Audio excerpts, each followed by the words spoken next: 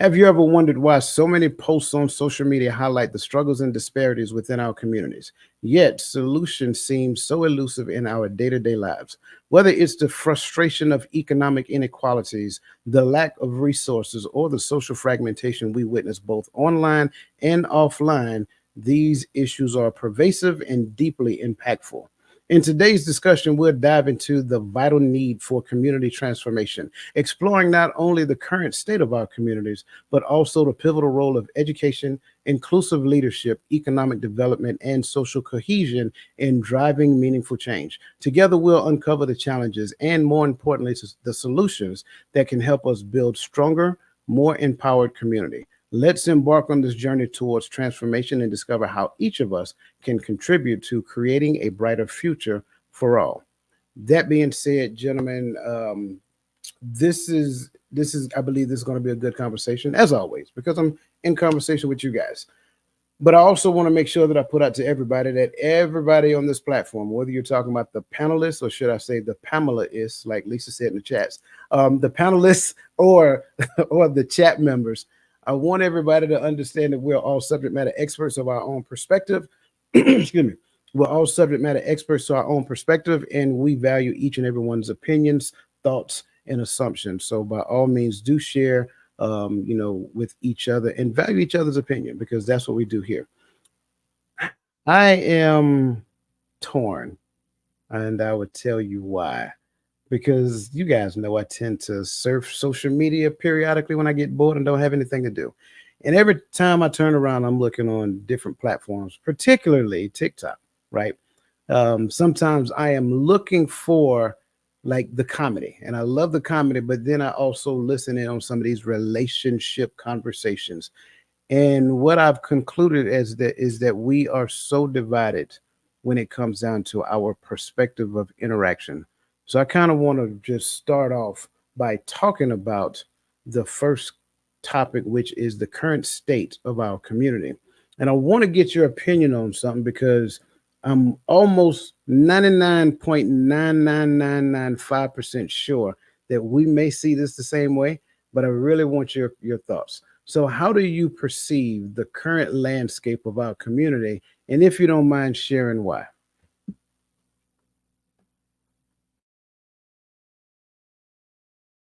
Too easy. How do I see this landscape of our community? I don't think we have a community. I think we got a bunch of people living in the same vicinity, but we don't necessarily have a community because a community has people living in the same area with like minds, with like characteristics, with like goals, with the thought pattern or thought frame of the community is a place for us to come together to network, to grow, to build, to do all those things. And all those things don't happen within our community. So that's my take on that one. We don't have one. With that said, if I would jump off of where Roland just went, because I think I was going to take a different approach, but you kind of led me into my approach a different way. So I'll use the term defeated. And here's why I say that. Because history tells us that we once was that. We once were that. I believe I said that right. Um, as we look through the ideas of the Black Wall Streets in the past, uh, the numerous of neighborhoods. I'm not even going to get to naming them because there's so many that I found out during the exact same time that all suffered the same fate. And to get us to a place to where a few things I started seeing in the narrative as I read the history. One, to understand that we will never succeed in business without the help of others outside of our community, right? Because one of the major issues in Tulsa was they did they did business, they did transportation business, uh they restocked their stores from other uh black communities around around Oklahoma that was thriving as well, which means it cut out all the other businesses, and that couldn't happen. Um, so from that to the destructions of our homes, to us not to, it's so many ways to us not even valuing the idea of black family anymore. And I think that we're there to where too many of us thrive on the ability to do everything our individual ways so bad that we're even willing to destroy our family. This, so we live in an era and in a time to where it feels like we have fell right into the hand. So it's easy for people to say today, oh, racism no longer exists, or no, everyone has the opportunity to pull themselves up by their own bootstrap, but not understanding that these things were made more available after the total deconstruction of our community and our home. So just to make sure I'm clear, because I know somebody's probably thinking this or probably saying it right now as we say it. So even though you're saying that these things took place after the deconstructions of our home, are you saying that we don't have the opportunity to, and I'm gonna use your term, pull ourselves up by our bootstraps?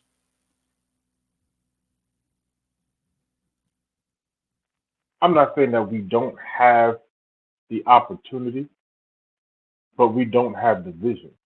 And what I mean by that is I can pull Tawami up by his bootstrap, but am I willing to grab a hold to Roland while I pull up? Am I willing to grab a hold to Dwayne's while I pull up so that we can all pull up together and be locked in See, and be a community that's I like what you said, but I'm gonna kind of twist it a little bit because I'm not disagreeing because I agree with what you said. But I think that we have the vision.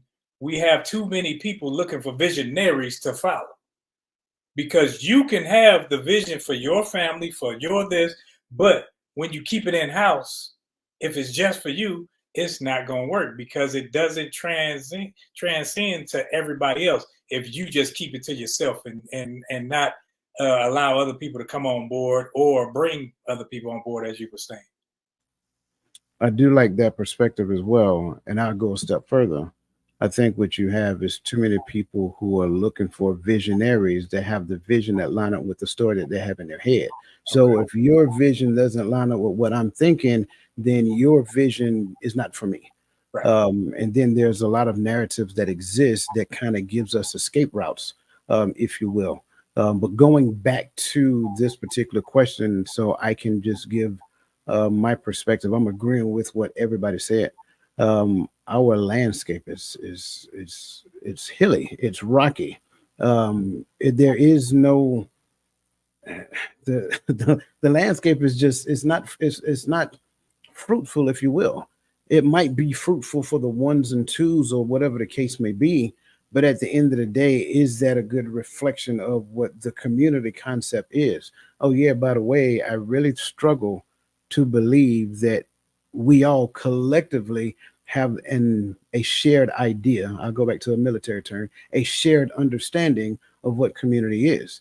See, I read something a long time ago and it made so much sense to me that the foundation of community is the family. But to a lot of us, family is an option. Now, I get it. I'm not saying that, and I'll say it first, that family is ultimately, and well, let me back up and say it how I said it before. I have people that I'm related to, and I have people that I'm relatives with, right? I am related to some people, but we're not relative to each other's lives whatsoever. But then there are people who I am relatives with, and we are relative in each other's life. We may not necessarily talk every day, but when we do talk, it's almost like we never skipped a beat. And so within the scope of that, just that mindset alone, right? It shows that family per se is an option simply because we can actually move and behave under that umbrella with our immediate family. And it is a thing that is widely accepted and actually widely expected as well.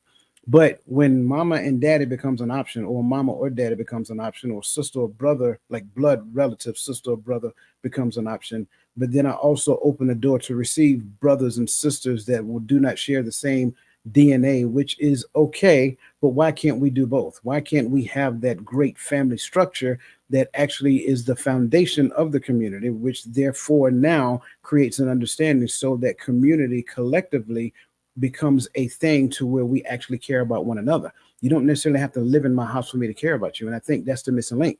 The missing link is the notion of family. And because the notion of family is missing, the notion of community is not only distorted, but it also is lacking in its struggle, even though a lot of us are running around claiming that we are working toward, thinking toward, or have a desire for community unity, which, if you think about it, that word actually exists in community. Therefore, it creates a different understanding because you cannot commune together if you don't unite together. So the unity for the community has to be based upon a shared understanding. And because we have so many people who like information and they lack knowledge, they have no idea to employ the thing that they seek.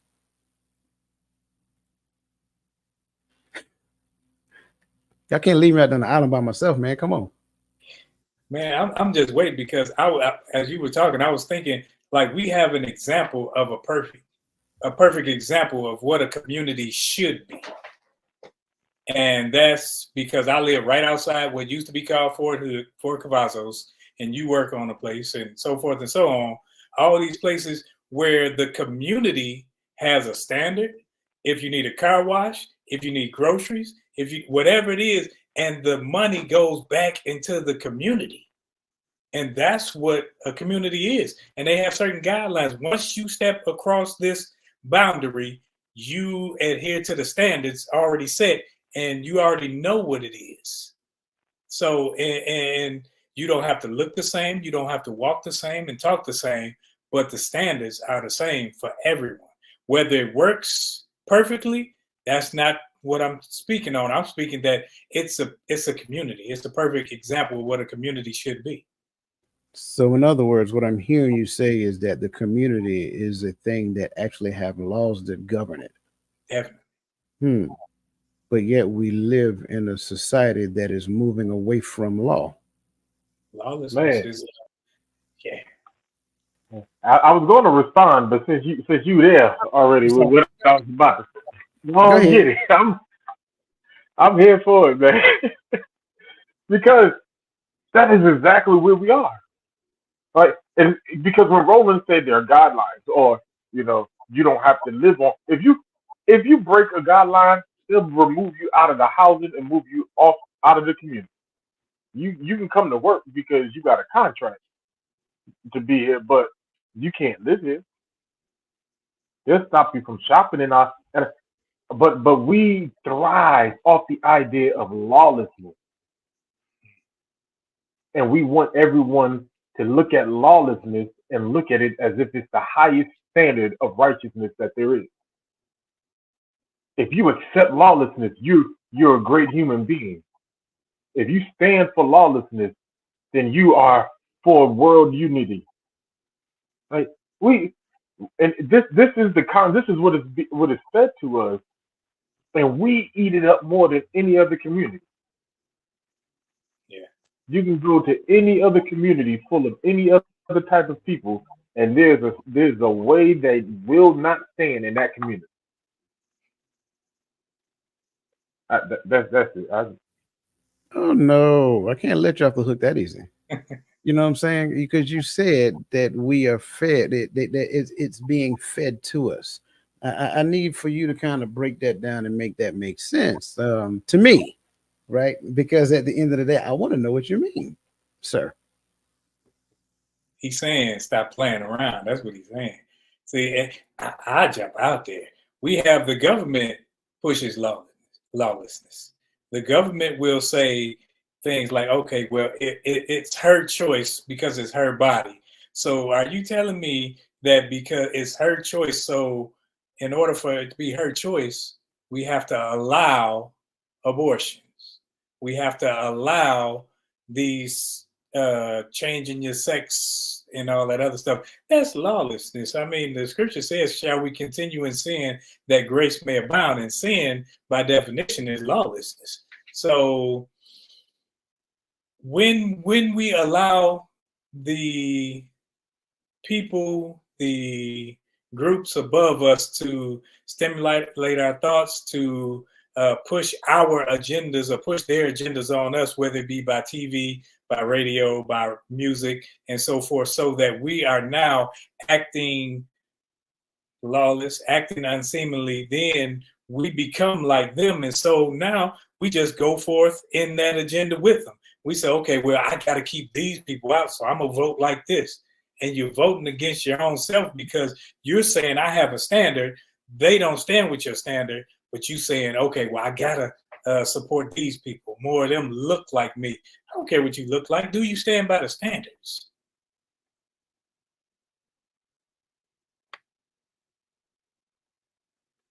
I was gonna say what he said. Nah, but that's it from the government. It's in our politics. Like let I don't want to get you canceled, Coach. Man, take the training wheels off and stop playing. I mean, let's start down to its core. Um, I look at it if you talk politics. First of all, if you ask anybody with real knowledge, right, where in politics are most things affected? Policies, and we're down to the you and me, to the community, to where we live. Where are things affected at? I'll tell you where it's not affected, in the White House. But 90% of us do not care what's going on until it comes to the White House. All right? Things can be signed and vetoed, but they can override the veto outside of the White House. You get what I'm saying? Like, so the people we need to be worried about, we don't even know who they are. It's people that the people you screaming about that won't fix the pothole down the street is the guy that you didn't care to go vote for or against.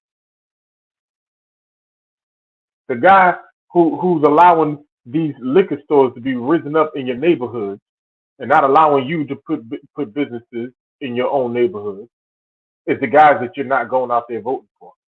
But you run to the polls to go run to chase your emotions and vote based upon how you feel. I feel like she's black. She talked about collard greens the other day for the first time in her 50-something years of life. So she black. You know, she's as Indian as it gets, but she black. You know, oh, never mind. But that's what we care about, right? We become so emotion driven, and the moment that you start driving off of emotion, not feeling emotion, there's a difference, right? The moment you start driving off of that emotion is the moment you start living in lawlessness. Shall I continue? I can go. And I'm just talking about the stuff going on right now. How about people up in arms about the opening ceremony and the drag show showing the what they call the Last Supper, but the last Passover was in drag In at the Olympics. Like we worried about this. We're worried about it, but we're not worried about it enough to stand up and say that won't be us. We don't stand for that. It's being pushed to us on every level, and it says that this is how we unite the world and become a good person. And that would sound like we're against or for one person or another. But when you look, like, we can talk about this person, then once you talk about this person, it's a snake with two heads. It's the same agenda for both. They just want control over the whole, over the masses of people. So when you try to hold their feet to the fire about policy, I don't care about all this other small stuff. Policy. What policies are you going to enact that will help me, that will help my community, help grow the population as a whole, mentally, educationally, and things of that nature? Because we get caught up in the show, because that's what it is right now. It's a show, and I want to put another word in front of it, but that's what it is, a show. Because one person talking, well, she did, it's a he did this, no, she did this. Nobody want to hear that. But everybody wants to hear that because we've been caught up so long in watching these reality TV shows. So he can say you're fired on the show, but now he can say this over here. And he's an immoral person. We know this. And we can't get around that. All of them, I don't care which side you look at, they was all on Epstein Island. So it's like, you say, well, I got to choose one. No, you don't. You have to choose you and start living right for self. So when we're talking community, now my community globally, we can look at that District of Columbia, but I'm looking at it right here on us. What standards are we going to keep? How are we going to move forward to where we can have some type of financial literacy? Coach taught about it. We can have some type of standards taught, standards lived out, and so forth and so on, so that now when people see us outside of here, they say, oh, I recognize them by their walk because the talk matches. So what I'm hearing you say, hold on, give me a second. We're gonna come to you now. So what I'm hearing you say is that we have been conditioned to ignore reality. We don't care about the evidence. We care about how we feel, even though how we feel may not necessarily reflect the evidence. And because we've been conditioned for that sake, laws now become a thing that doesn't really matter. So we can have a law that actually makes sense, that is actually ethical and moral, and we can go back, they can go back and change that particular law because you are not rooted in evidence nor facts. You're rooted in feelings. And as long as I keep throwing confusion in the atmosphere, it doesn't really matter because you're going to go with the ebbs and flow. And if it's not knocking at your door, you don't really care about it. Definitely. And you spoke a few weeks ago, and you were talking about the NIV Bible and your disdain, dislike for it, whatever. And I agree. And yeah, it might not have been on this platform, but yeah, we were talking. But and I feel the same way because it's a book called Charismatic Chaos, and it talks about how scriptures were twisted, how things are misaligned to lead you to think a certain way. And all of that is agenda driven. And when you have anything that's agenda driven, you miss the point of the agenda that they set forth because you get off in your emotion. Because I'm going to get mad because he said this or she said this. I'm not getting mad. I'm not getting in my emotions, because when I get in my emotions, what it does is says I don't have the intellect to keep up with the conversation. Man, but this is why, and not only that, the NIV written and published by the same people that published Hustlers magazine. But anyway, this is why I'm so for living amongst my people. Like, I get it that we have so many things that we have to war out of our community, but there's enough of us that think alike, right? And I get it. It's, at this point in time, it seems far fetched, and I understand we have to do what we can do with where we at and what we got going on. But when we start talking about policies and politics, the problem is, here's the problem: we want little Ray Ray to go play basketball in the NBA so he can come move mama out of this community so she can go live amongst people who don't vote for her benefit. We want to go live in a community where we are the minority and others don't vote for our benefit. And this is what happens when sheep is scattered. Right? We don't live in areas to where we have any voting power. Once we make and I get it that our community is rated with drugs and violence and a lot of stuff, and this is why we use the terms like make it out. So when we make it out from amongst each other and never come back to help get others out so that we can build a better community. Because look at what they're doing. You go to New York, you can go to what we used to be some of the most prominent ghettos in some of the best rap songs, Live from Best to Sky, the Sons, the Live is Biggie Smalls, right? And but you go to Bedford Stuyvesant in the States now, and half the people there don't look like them. Low income and Section 8 people were ran out. Where they at? They ran to another place to make it together. Because after after we done lived in that area, and now they in those areas, and now they're turning those projects into to condos now. That's high living now. But we were trying to make it out of there instead of making those areas better. But they jumping in, they make it better. Now we look at them as high rises, not projects, because we're so worried about assimilating than we are about change where we are. Go become a doctor. Go become a lawyer. But let's provide medical attention to these people here who need it, who don't have feasible medical care. But no, go play football and basketball and move mama out the hood. All right, and that's the life goal. As long as mama gets the house, life is fine. I'm done. You got to move No, on. you're good. You're good. And just keep in mind as we're listening to this, and we got your comments. I'm gonna get to them. I promise.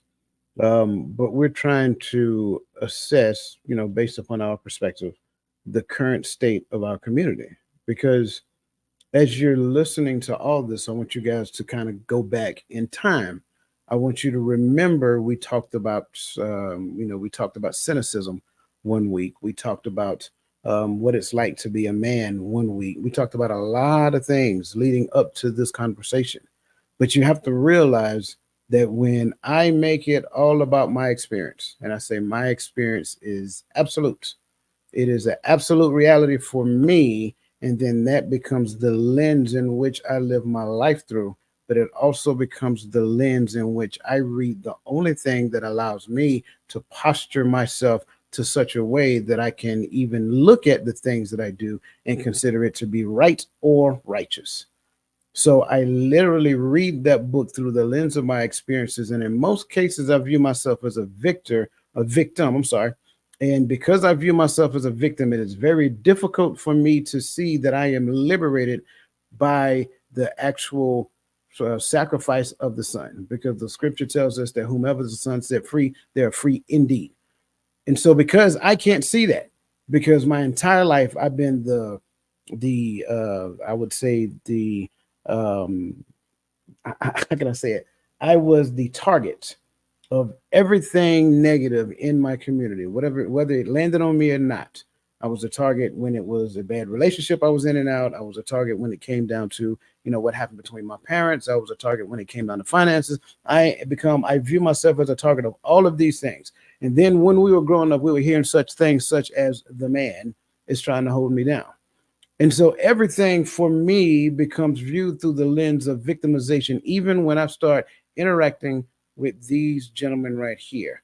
If they don't move by the beat of how I feel or what makes me feel good or what caters to what I am trying to do, then now I view myself as a victim and they become the antagonist. They become the oppressor. And the issue is that once we get a little bit of daylight, we go from one extreme to the other. So we go from being the oppressed to being the oppressor. And indirectly, subconsciously, what we end up doing is actually suppressing our own people, which is what I actually believe is happening right now.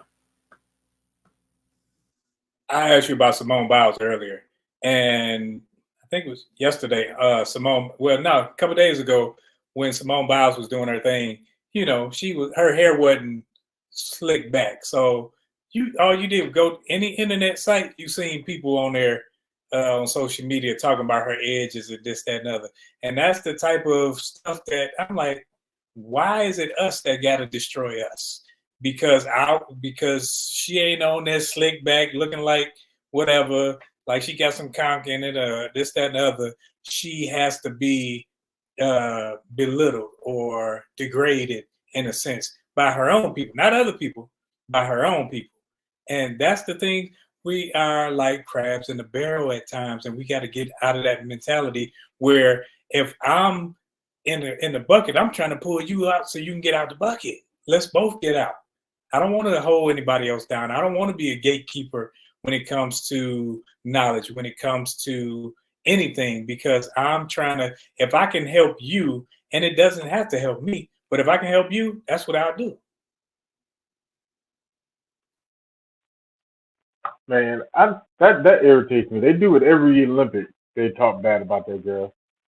Instead of being like, man, look at, and I know it's gonna sound kind of funny, and I'm not trying to sound funny, but there was a day, uh, and I know I'm the youngest on the panel, but there was a day when I was young in the '90s. I love y'all though, where where where I used to hear my mother and her friends and grandmother say, "Well, I don't see no girl with no naps on there, so I don't really care what they do." Now we got a girl showing her roots, winning gold after gold after gold after gold after gold after gold, being known as the greatest, uh, probably greatest Olympian at this point, as many medals as she got, but greatest gymnast of all time. One of ours. Oh, what they used to say? Oh, Esthers Child down the street, her child.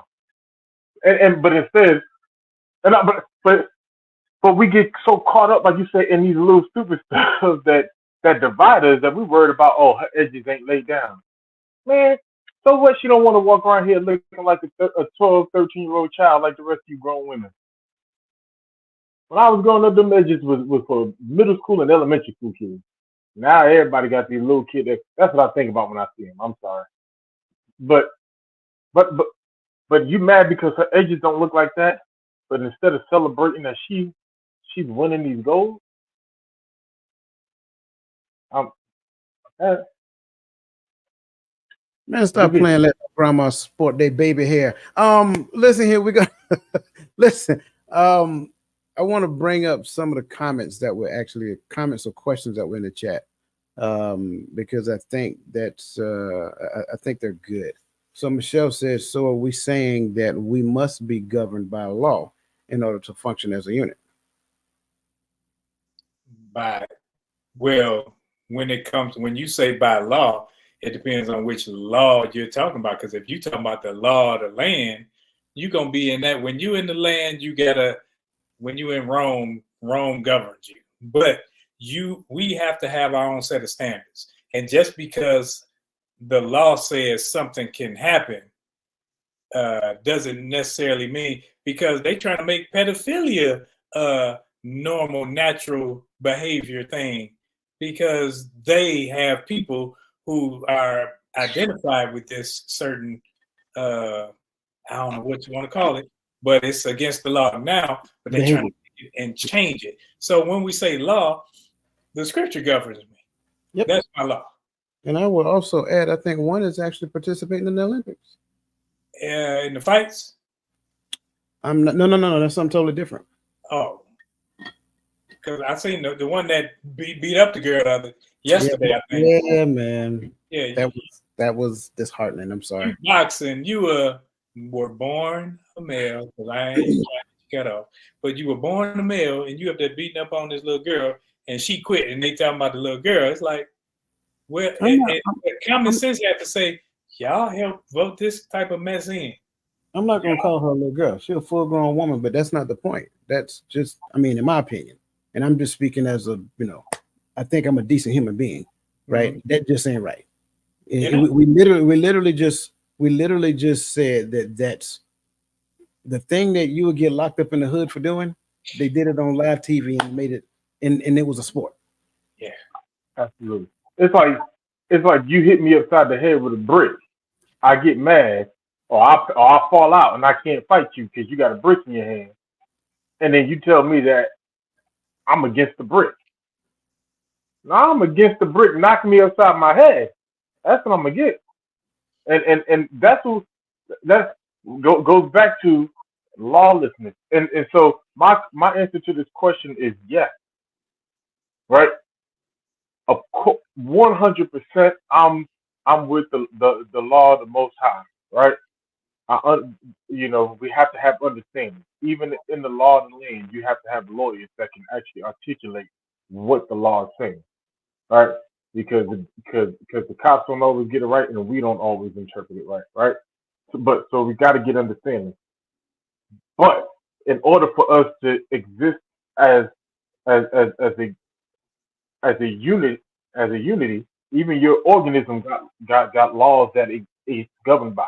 You put a virus in your body, your cells are going to operate together under a law that says I must produce more white blood cells now so that we can go to war, right? Against it. Like this is how we're able to be ran together. It has to be a thing. There has to be a law that allows us to live. Otherwise, we have everybody living their own way, and then we go right back into division. I will answer this question in this fashion because I'm agreeing with everybody said. It's really a paradox. It's like paradoxical, right? It's like freedom isn't free. So you have to be willing to go to war and have to have the means to fight in a war and the means to actually win for freedom to exist. There has to be a fence around said property for you to protect what's inside the fence. Therefore, what's inside the fence is protected, even though from the outside it looks like they're in prison. They're not in prison, they're actually protected by the fence, right? Those people who claim that they have freedom, I promise you there's something that says that that freedom will stand. So, in order for us to unite, it has to be something that galvanizes us, and that is the law. I will start there. Well, when we galvanize under the law says we'll abide by the law of the land. So what we realize is that there are multiple layers of law, but because we abide by the law, all other laws for us actually work because this law supersedes over all law. It supersedes all law for me. And I got to say it that way. Now, if you don't subscribe to the law, that's your choice. But again, for me, the law tells me to abide by law. And therefore, what we realize because the law exists for us, then we can unite as a commune. We can unite and commune together under the law because we all share the same belief system. So I have to say it that way because if I don't say it that way, I don't do this question a lot of justice. Just saying yes does not really paint the picture. Not saying that these brothers didn't do a great job. I think they did. But I wanted to go along the realm of saying you have to have the ability, and I'm not trying to start a coalition. I want to say that up front, right? You have to have the ability to go to war. That's why the military exists for the freedom of the United States. Therefore, moving to a smaller group, right?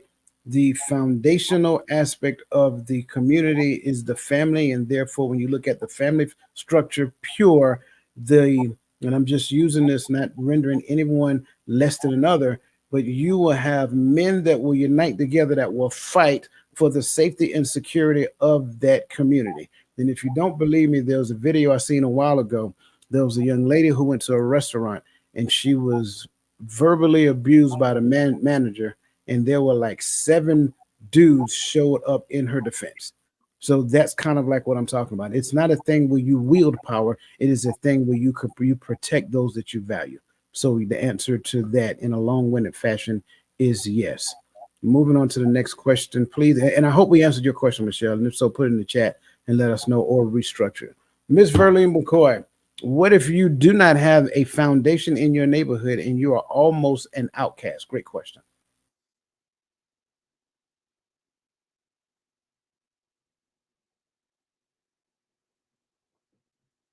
You've been voluntold, Gaddy.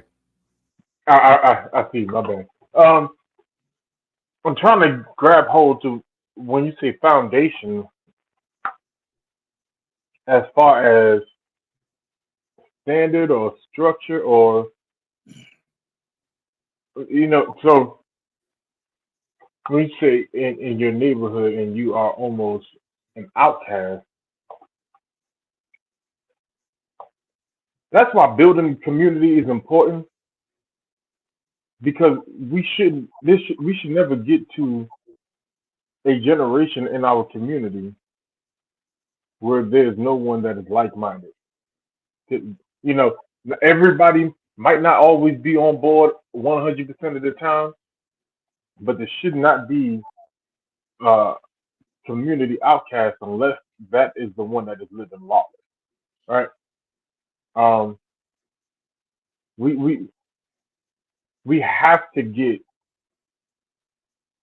to a point now in our community to where we can find those who do think like us, who do believe like us, and let's stand together and let's hold that standard.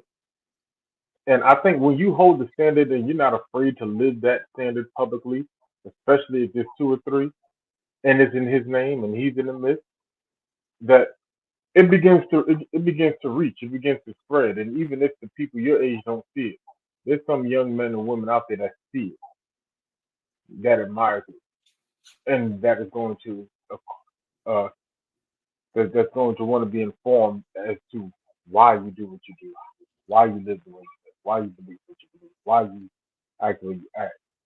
And if they get clarity and understanding, that next generation might be able to pick it up. So I think it's a tough one, but I'm trying to understand more so what you mean by foundation. I think a foundation, like, you can have a foundation, but if you're the only person that know you got this foundation, nobody else knows, nobody's coming to you. So that's why communication is one of the keys, because I got to know what you think on said subject. I got to know that you stand on righteousness. I can't just think, okay, because truthfully, me and Dwayne knew each other for years, but it wasn't until we had a real conversation that, like, man, this brother, we are like-minded on things because we had a conversation. So when you have standards and you stand for something, you can't stand for it in your backyard. You got to stand for it in front of your house. You got to stand for it when things come up, when adverse situations happen. You have to stand. That's why when I say things that people don't like, I don't care, because I'm not living to your standards.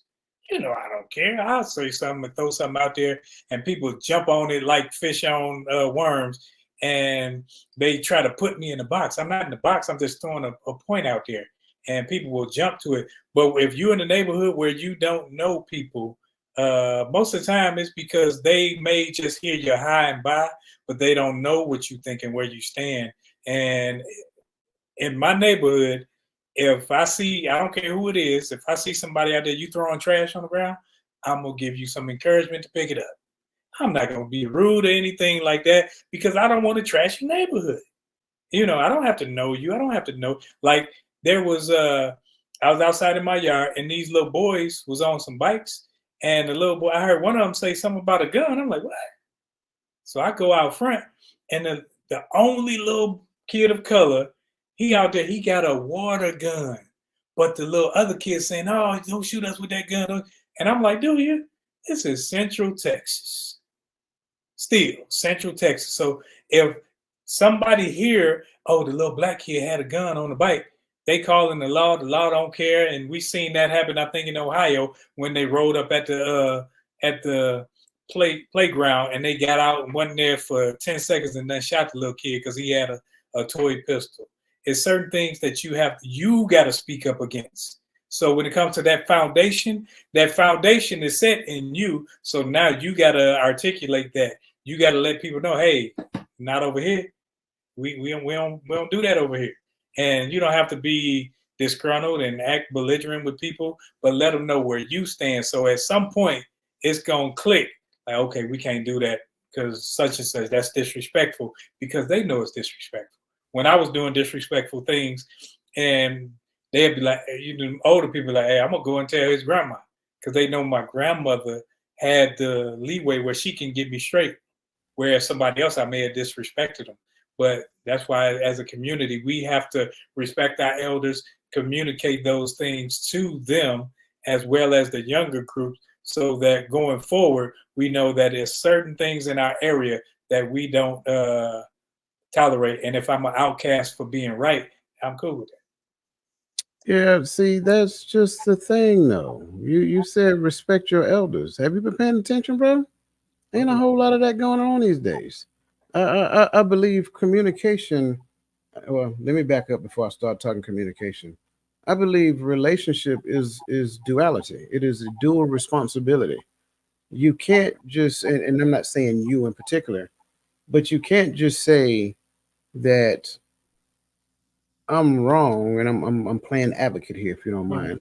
You can't just say I'm wrong because I only know three people in my neighborhood, but yet these people out here don't even put forth the effort to come and say hi and check on me, seeing that I'm an elder in my neighborhood. So Mhm. I think that's the thing that we did. It's I think all of us, most of us, are old enough to see that there's a different mentality from where we were growing up to where we are now. In the neighborhood where I was growing up, we knew everybody, not just living next door to us, all the way down the street. So if I was down the street messing up, I got snatched up, a phone call was made, and by the time I made it home, she was at the door waiting on me. Come on to this house. Let me give you some encouragement, as Brother Roland would say, right? So I think the mentality has changed, and within the scope of that, I don't believe that it is a mentality that came by osmosis. It was learned, it was taught, it was something to where parents, us, our generation, because we need to own it, we did not like the way that we were raised. Therefore, we decided that we was going to do things differently, and now we're seeing the results of it. So to her point, I'm agreeing with her.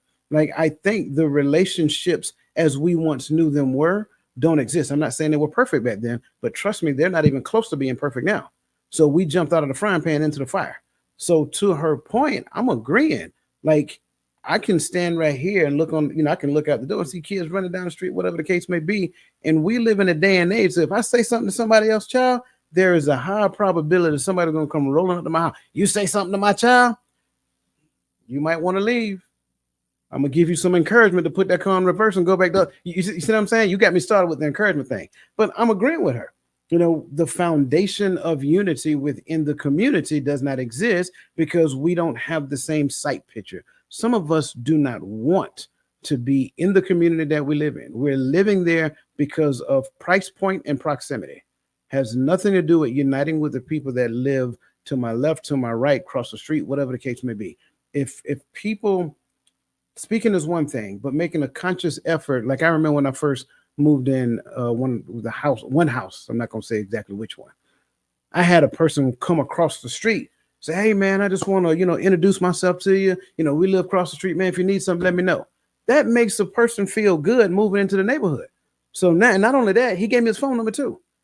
And then he started telling me about people in the neighborhood. He said, "Yeah, that brother right there, that brother is cool. That brother right there, he's good people. That brother right there in the cul-de-sac, man, he just added this right here." Like he gave me the layout of the land.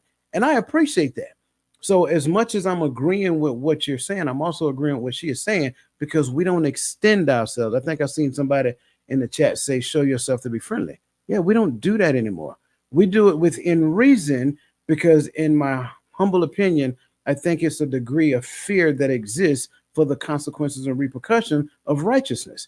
Not saying that that's what she is saying, but I mean, you see it oh so often on social media, on the news, and all that other stuff.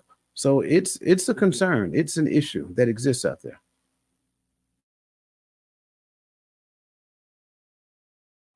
I love how you talked about that because in our communities we did have a certain standard and a certain standard where we raised our kids with, oh, don't talk to my, and I have family members the same way. Don't say nothing to my kids. And see now, people, when you do that, you let me know we aren't in the same community. We aren't we aren't going the same way. Because if I see any of them little gaddy lits, any of them little gaddy kids acting up, I'm gonna help them because we have a relationship. So it's not like I'm just trying to beat on somebody's kids. I ain't beat on mine, but we have a relationship. And when I come around, it's not I'm the dude across the street, and I'm with you because I'm that person. I sit in my garage. I see somebody. I speak. If somebody move in, I go over there and talk to them for a minute or whatever, just to introduce myself to say, "Hey, I'm here." Not that, "Hey, let's have a barbecue and this, that, and other," but I'm here. That way, like my next door neighbor across the street, next door, he take advantage. He said, "Hey, I'm going out of town for a week. Can you watch my house?" He'll leave me his key. I go in there, cut the light on for nighttime, and lock the door. and in the morning I cut it off. And I, it's like we have that type of relationship, and we gotta start parenting our children, and some of us have to learn how to parent because we too busy trying to be friends. We too busy trying to be cool with our kids. We cool with our kids, cool with our grandkids, and not and so the level of respect when it comes for you telling them what to do isn't there anymore because you threw that away because you wanted that to be your homeboy, your homegirl, because you wanted to be liked. I don't care if you like me.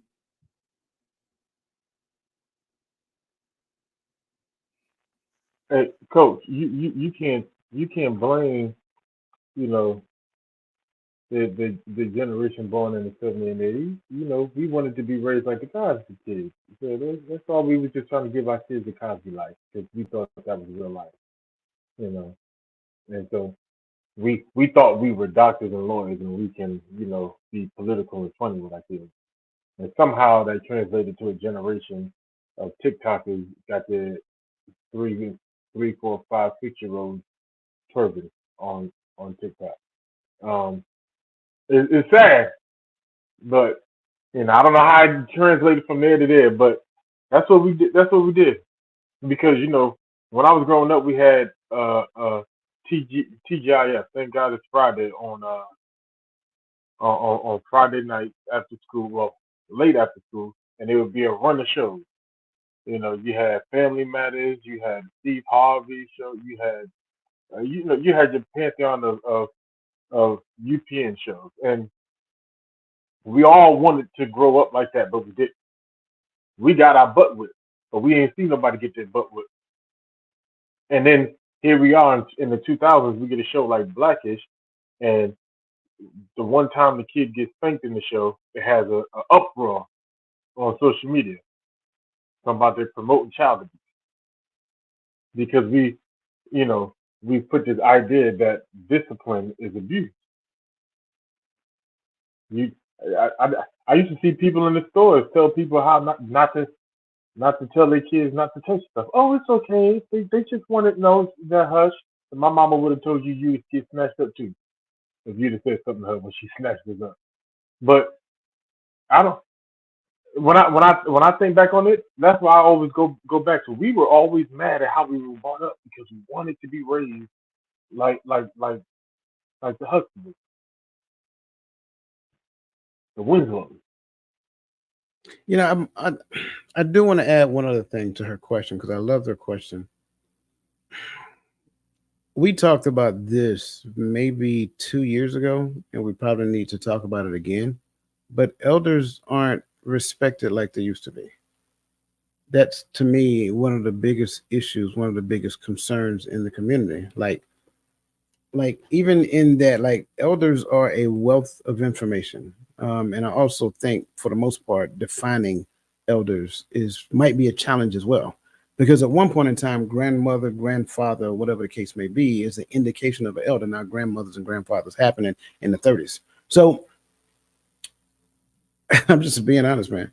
So going back to the concept of the community, elders were it's kind of like going back to the scriptures and Jethro, what Jethro actually did for Moses.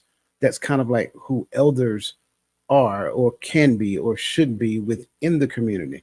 They don't have to be the tip of the spear driving, things, so forth and so on, but they're great advisors. They have a wealth of experience, a wealth of knowledge that they can actually use to help our generation, I say it that way for now, our generation be in positions to guide the younger generation so that they can be the tip of the spear of things. So I think when we get to the point of structuring communities that are governed by law, elders still have a voice. And when they speak, we would do well to listen to the entirety of what they say. So, what if they tell stories? So, what if they got a lot of stories to share? Listen to the stories because even though it may take 20 minutes to hear the story, there are golden nuggets, scattered throughout that story that you can pick up and put in your tool bag so that you can actually utilize moving forward. So I greatly love that question. I greatly love her question. And I hope that we added value to the question moving forward. Look at here. Y'all realize that we almost at an hour. and we only got it was only one question. It was only one question. So I'm just gonna be I'm gonna make a bold prediction right now. Y'all might want to show up next week because this is gonna be a part two, because it's a lot for us to unpack within the scope of this. And I think it's important. I think it's important for anybody who actually care about their culture. And I'm not just going to limit it to the black culture, just a culture overall. Like if you care about your culture and you want to see unity, then part two, I mean, I just watch the rest, but then definitely show back up for part two. All right, the role of education. We're gonna kind of jump in there because I think this is one of those things that was fed to us, right? The role of education and awareness in community empowerment. Now, I want to start off by asking, in what ways does education impact community development and individual empowerment? And can you share any examples where educational initiatives had led to significant community improvements, if you know Mm, of any? wait, you about to go? Okay. Uh, I love my teachers. I do. I love my teachers. I love anybody who takes the time to deal with them little bad kids for 8 hours a day. I, but I think our educational system is what's flawed. The system is not there to teach you how to think. It teaches you how to react. React to or answer problems. It's not helping you build solutions. So your cognitive skills are lost in the education system because A plus B equals C, and that's it. So when we're looking at the education system, I liken it to the prison system. When the bell rings, go here. You got the bus, and the whole setup is just the same as it's a pipeline for you to be a worker. It's a pipeline for you to not have personal thought. Personal thought is not looked at as a good thing in the education system. If you don't say it like this, do it like that, the education system isn't for you. Where it can work is that you can have certain programs that help with literacy, whether it be reading or financial. But the system as a whole should start at home. That's the problem, because the only education that people get sometimes is in the school, and that's pretty much a babysitting service. Because I always tell people I didn't learn much in the school system from after fifth grade. It was just a redundancy thing. It was like, okay, you just doing the same thing over and over and over until I got into like economics or government class or higher mathematics. But other than that, I learned the same thing over and over just so I could check a block. So I think our educational system is flawed, and I think we don't focus on the right things because we're trying to produce workers. We're not trying to produce productive people who can think for themselves and actually make choices that lead their communities out of the situation that they find themselves in as a whole. It may lead you out, but it may not lead your community out because you look at it like, man, I can't wait till I get away from here. So once you get away, it's almost that like, whoo, I ain't looking back. And then we talk about gentrification later, because I see that as a whole different subject of how other people see it. People see it as a negative. I think it's negative if you're on the wrong side of it. But when you control it, when you can manipulate it to where it helps your community and it not just pushes your people out, that's when it's wrong. But I digress. Yeah, I'm the some people you're talking about. But no, no. Um, man, you said something, and I was supposed to respond, but I was trying to be funny. Um, but when I look at education, I would start off by saying I think where it played a benefit or a positive is early on in our community. You know, it gave some of our leaders an opportunity to speak on behalf of our people in the presence of, I'll say at the time, our oppressors, right? It gave the Frederick Douglasses a speak. It gave the Dr. Kings a speech. It gave these people an opportunity to go into platforms and into meetings and speak on behalf of the Negroes or the African Americans or Afro Americans, whatever era of time they were in, right? But I do kind of feel a little bit the same way that Roland feels when it comes to education, because I don't think education is an all the way bad thing, right?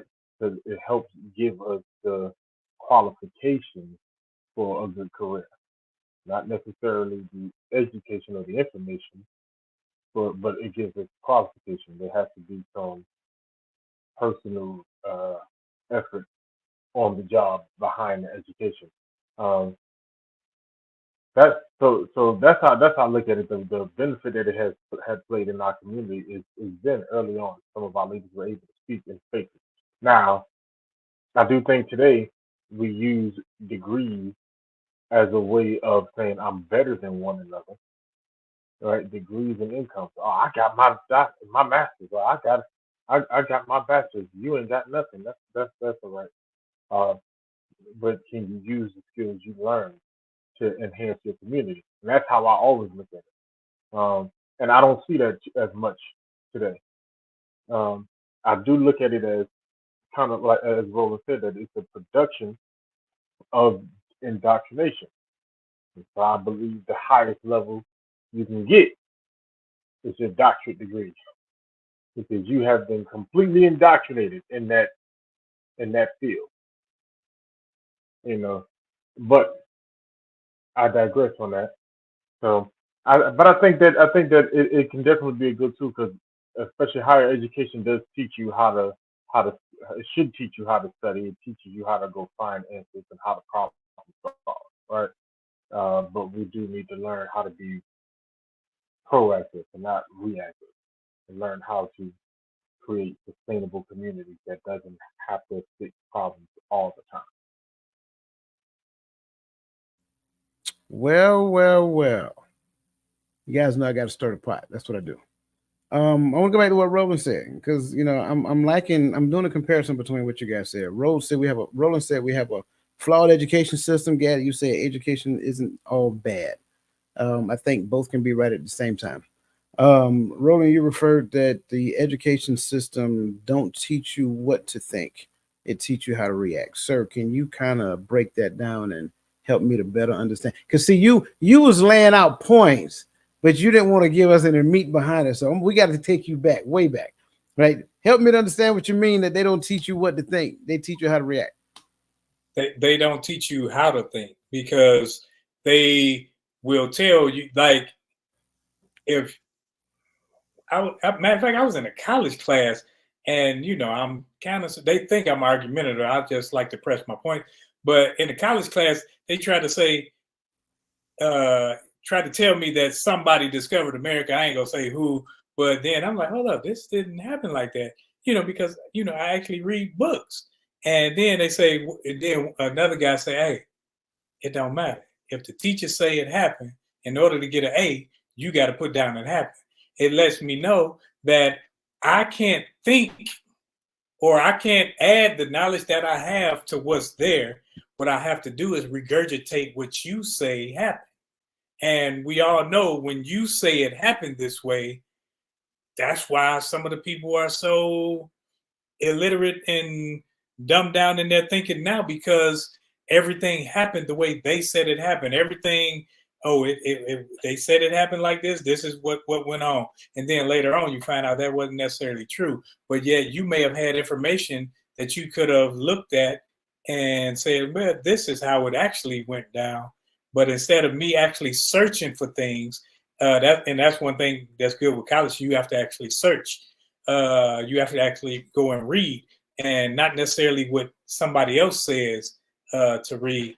And you can find out said information versus you just seeing what's on the paper and learning what's on the paper and being able to regurgitate that. That's why in the military it was so easy, because in the military I could read a manual. It said PMCS, do this step first, this step second, and then it say, okay, well, what if this happens? And that's why I like my medical field, because the medical field, you can't just go A, B, C. You have to do certain things in between and actually have to think in order to make life happen, life continue. So the education system, they will, like in Texas, they take certain books out. We don't want you to read that. We don't want you. We want you to be a good house person. We want you to be a good this and so forth. So we don't want you learning this, because that's going to stir the pot. That's going to make you unruly. So instead of doing that, we'll teach you this, and you learn this and get A's and B's, and you're a good person. You grow up and you can be, what is it, congressman or senator of South Carolina. You can be one of those people because you didn't read outside of the manual. You only took what they gave you and said, okay, I'll give this back. I'm not going any further, and I will agree with what you say. And I don't know. I'm trying not to get. I got you. I got you. You going all the way up to the edge of the cliff, about to push me off. Yeah. I got you. Relax. I got you. I'm asking because I agree. And I talk about this a lot. Say again. I said, you said you wanted some meat on that bone. Oh yeah, well, we was at the edge of the cliff at one point. But I agree. I think for the most part, when you look at it, and it's not holistically as bad as it was, but it's not as good as it can be. I'll start there. A lot of times, and I said it in error, you did say they don't teach you how to think. And you're right. They teach you what to think. So they'll give you the equation, then give you the answer that you're supposed to associate with that equation. So when you see 1 + 1 = 2 in your mind, it's hard to fathom when I tell you that the scripture says that 1 killed 1,000, but 2 kills 10,000. That math ain't mathing in your head, because in your mind you were like, okay, if 1 can kill 1,000, that means 2 can kill 2,000. Well, no, that's not what the scriptures say. So whose math is accurate? What the scripture says, or this, what the scripture says, or what they taught me. So you will struggle with what you were taught on a foundational level when it comes down to adopting some of the things that the scripture said, because here's the reality of the truth. You were supposed to be taught the scriptures at the same time you were actually going to school. Therefore, mama and daddy can combat any misinformation that was given to you. Oh yeah, by the way, because you were being taught, that goes back to what we said previously, you were being taught the law. Now that actually gives you a baseline foundational understanding of what is to come at a later point in time. They didn't teach you how to think critically. They didn't teach you how to dissect and look at problem sets and dissect the problem set, understanding what you can influence, what you can influence. Look at a thing and say, it is what it is. I can't do anything about that. So what is the variable that I can control? The energy that I put into it. So they didn't teach you that at a younger age. They showed you a problem set and they gave you the solution. So when you got older, you expected every solution given to you for every problem that you encountered. And so what ends up happening is that you will experience anxiety when you encounter a problem that does not line up with the solution in which you are already given. So when somebody says 1 + 2 = 5, you'll be like, no. And you will stay stuck based upon your foundational understanding without asking them to explain it to you, because you will reject all of that information. In the space of information, you have 3 options. You can accept it, reject it, or neglect it. And if you pay close attention to the way that people move in space, it's a lot of rejecting and a whole lot more neglecting. People have a hard time like hearing what someone else say and considering what they're actually saying without rejecting it for the sake of analyzing the information. That's why I agree with what he is saying wholeheartedly. Even when you jump into institutions of higher learning, they teach you more so about critical thinking, but now it becomes a challenge because you have to start, rejecting that stuff. So you'll think critically and then they ask you to think creatively. But the issue is you're in a space where critical thinking is a thing, and then creative thinking comes on the back of critical thinking, because you think creatively about the solutions to the problem that you just broke down and analyzed. And I think somebody just put in the process of problem solving in there. But here's the other side to it. if I give you this thing they call a rubric, and the rubric say you got to do this, you got to do this, you got to do this, and you got to do this to make an A, I am still structuring your creativity. So I'm telling you to be creative within reason. Don't be too creative because you're going to get outside of our system and you're going to start challenging every aspect of the system, and we can't have that. So that's why I agree wholeheartedly with what he is saying. Brother Gaddy, you said education isn't all the way bad, and I probably kind of got into your lane, and I do apologize. But if you don't mind, sir, kind of help us understand that. Please, and please tell me about using them degrees as leverage because I'm really interested in that part. Um, well, let's start with not all bad. I think there are levels to learning how to learn that helps the mind, right? Um, I got I got one child that is very busy. Mine goes in 13 directions at one time, and this is the first minute of waking up. You don't know which way to run first. One thing going going to school actually helps him with is is learning how to control himself and make himself sit and listen and put answers on paper. Now, granted, the way he was taught to come up with the answers, I 100% agree. But the aspect of learning how to focus, like to where he can now sit down and read a book. He can read almost any book you put in front of him. He's so smart. But there's some aspects to the school structure that is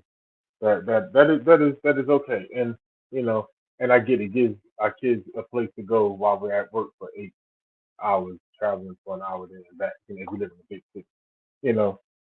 So, but outside that, I think it teaches some level of structure, some level of focus, and some level of discipline. Because you have to learn how to listen to the instructors. You have to learn how to behave in that community of schools of kids from different backgrounds.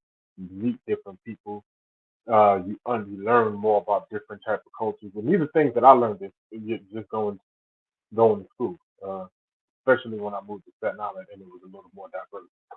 Um, but now when you so for me that's how I look at it when I say that it's not all bad. There are things that we can grasp from it.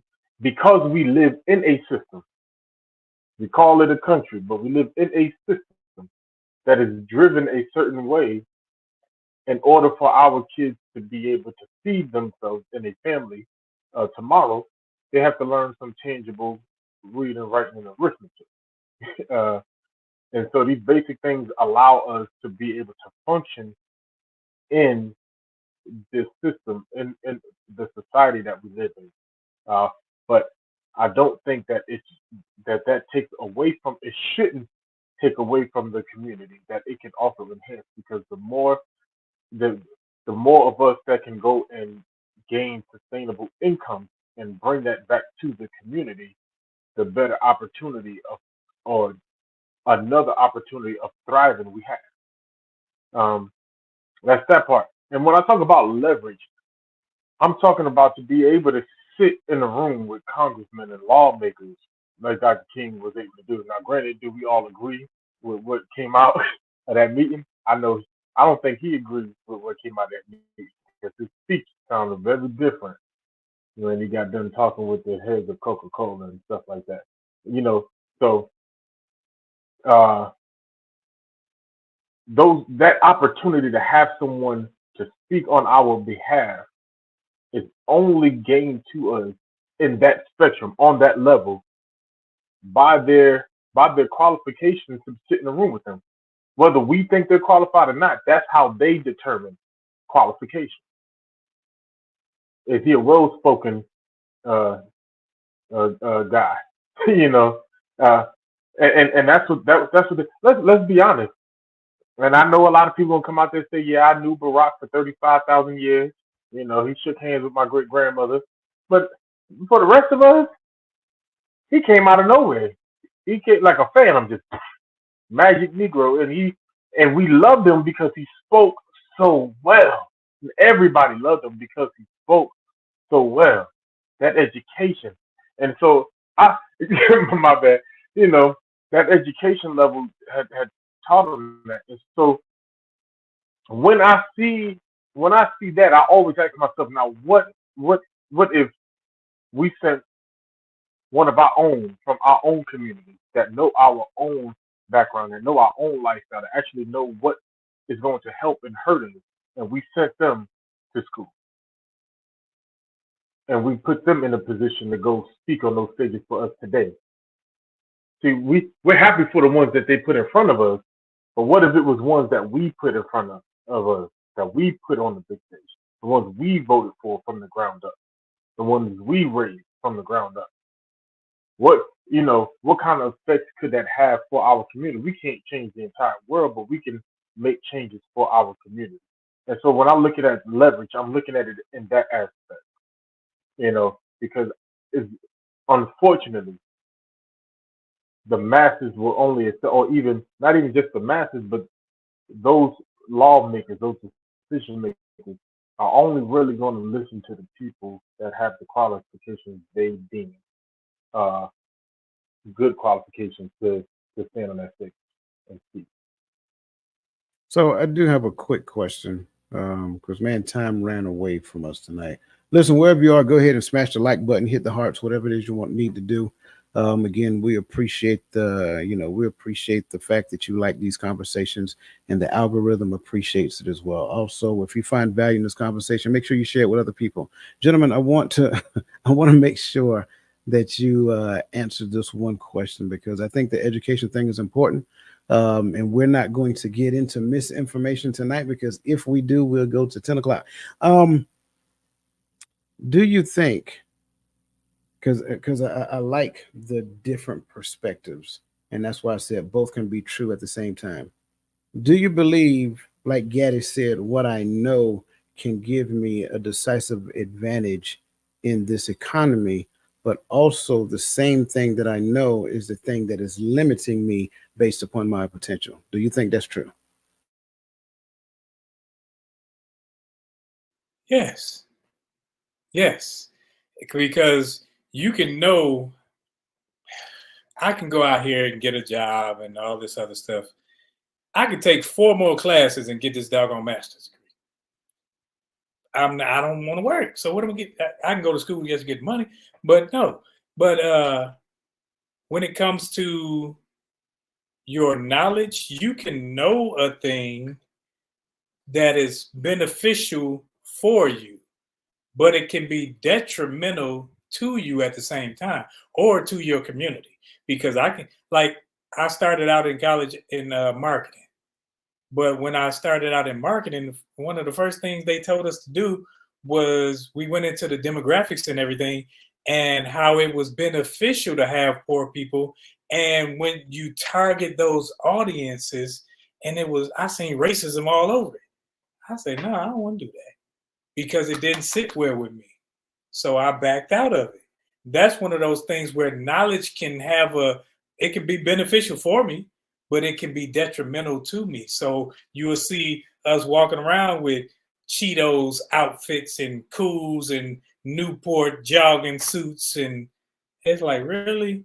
If that's not the most stuff in the world, like, come on. And when I see stuff like that, it makes me cringe because I see a mind that's lost, but it's been promoted, so now it's a beneficial thing. The community looks at it as a good thing when I look at it as a horrible thing.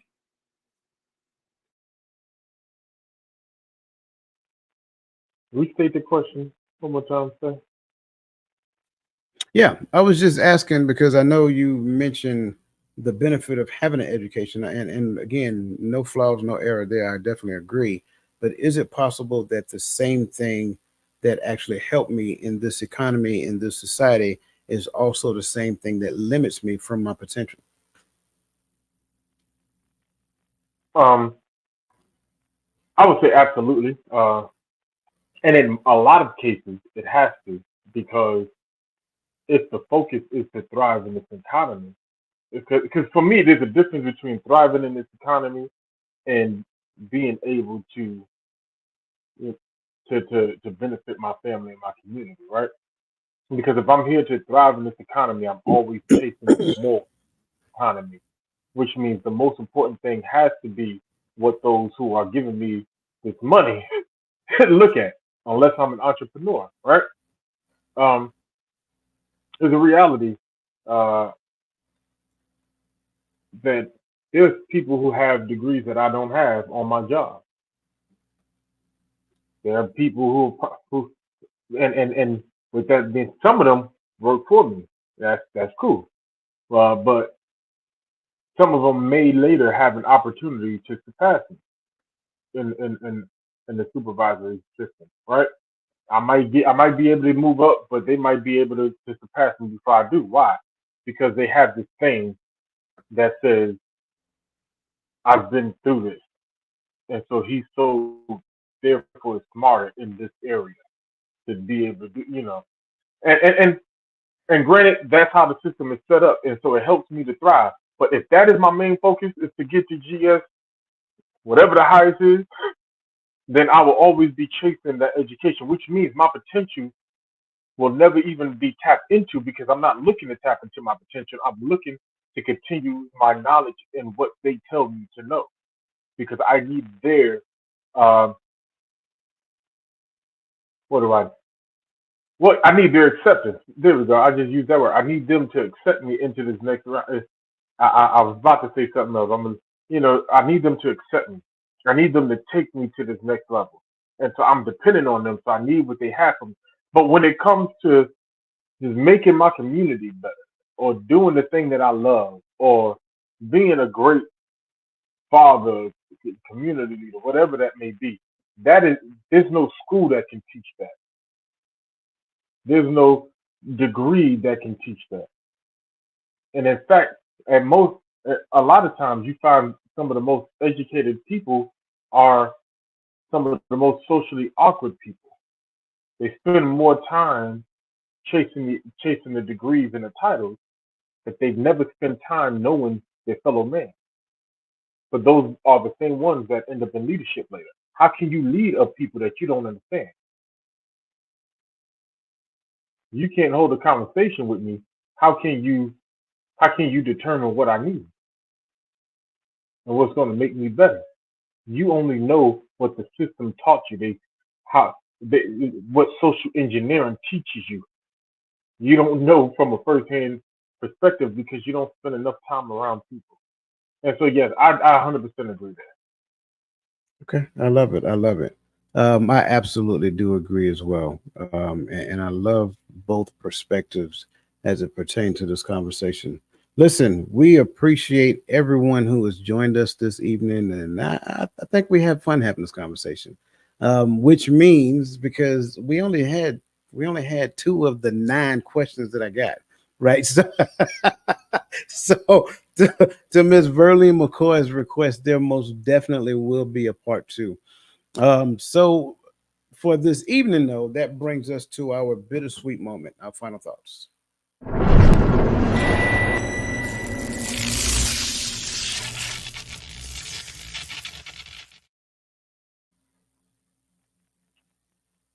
There was a, a a gospel song that I think is fitting for a conversation of community from my high school years. And it was written by a guy named Hezekiah Walker. He says, "I need you, you need me. We're all a part of God's body. Stand with me, agree with me. We're all a part of God. I, you are important to me. I need you to survive." All right. All of that is true. We are a part of the body of the Most High.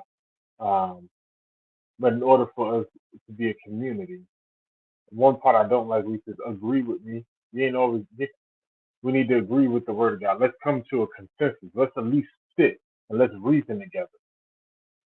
It don't have to be my vision. It don't have to be your vision. Well, and because we do have that power. Well, let's come up together. That's where let's reason together again, and let's build a vision. And then let's write it down. Let's make it plain. Um, and then let's encourage our community to to do the work. Let's raise our next generation to do the work and to stand together. Let's teach our kids how to play together. Let's teach our kids how to talk together. Let's love one another. And these are the things that I feel are some takeaways just from week one. There's a lot more I can say and I want to say, but I'm gonna say that for part two's final thoughts. So with that said, I love you, and I do need you to survive, and our community needs you to survive. Dang, Gaddy, you gave a motivational speech. Appreciate you. Vital need for our community transformation. I think our transformation needs for people to stand up and have a backbone and listen as well as talk. Respect one another's visions. If you are old, it doesn't make you the smartest person in the room. Just as if they're young, it doesn't make them dumb and unlearned. You can learn something from anyone. I think when it comes to us growing together and growing our community, we have to open our ears and shut our mouths sometimes. Sometimes we just have to sit back and say, okay, what's best for our community? Because if we're talking a local community, we all won't see the same things.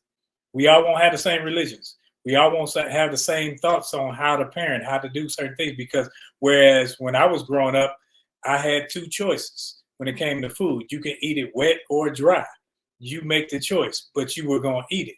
Nowadays, everybody has choices. We need to take some of those choices back from people to where instead of looking all over the place, it gives you tunnel vision on how you can succeed, not to just get you away from the community, but to bring you back in and funnel resources to help build, help grow our community, help develop a mindset to where if you have said knowledge and you can teach me something, teach the community, bring it so that we can parse over it and we can learn from it.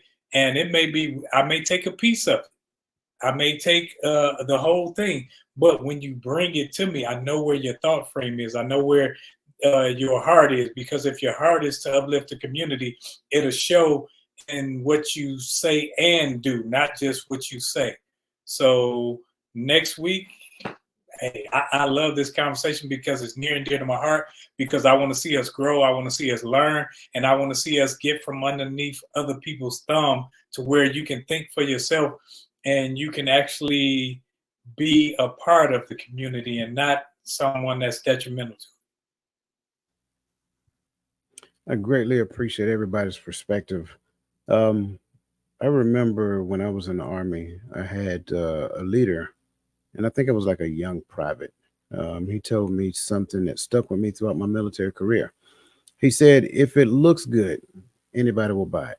And it took me a minute to kind of figure out what he was talking about, because initially I thought it was more so from the perspective of, image. But he wasn't talking about image. He was talking about being responsible. Know what you're supposed to do and be responsible for those things. Therefore, I can no longer exist under the realm of the blame and entitlement mentality. So, first ability that I have is responsibility. Be responsible for the things that I should be responsible for. Then, in turn, be accountable to someone else. Responsibility drives accountability. But if responsibility drives accountability, then it'll also lead to availability. The more I focus my intentions on those things and become intentional and pay attention to those things, I become responsible, I become accountable, and I become available to other people. In doing so, I should have learned, everybody should have learned, and it shouldn't be such a hard thing these days to be respectful. It's okay for us to disagree on a thing, but we need to learn how to have thoughtful disagreements. I don't necessarily have to announce I don't agree with you. I don't know why we feel it's a thing, but these are the things that drive wedges between people, and these are the things that create the divide. Just because I say I don't agree, I didn't say what I say for you to agree or disagree. I really don't care if you agree or disagree. The question is, are you accountable enough to consider, right? And in order to be accountable, you must first be responsible. So that's the thing I must say. When we start talking about community, the only way that we're going to get to the point to where we can commune in unity is through responsibility, accountability, availability, and respect towards one another. And that's my final thought for today. Listen, I thoroughly enjoyed this. I really did. I thank everybody for their perspective. I thank everybody for your questions in the chat and your comments. I mean, I think all of them was value added. And I hope everybody got something out of this. I am really looking forward to part two because Uncle Junior is going to be here with us next week as well. So we get to hear another perspective about this pervasive conversation. So that being said, you guys have an awesome rest of your evening. Have a fantastic weekend. Watch the Olympics. Track and field is started. I'm going to watch the replays right now for track and field. Listen, have an awesome rest of your evening, a fantastic weekend, and we will see you next week, same time, same channel here on the Hearts of Men podcast.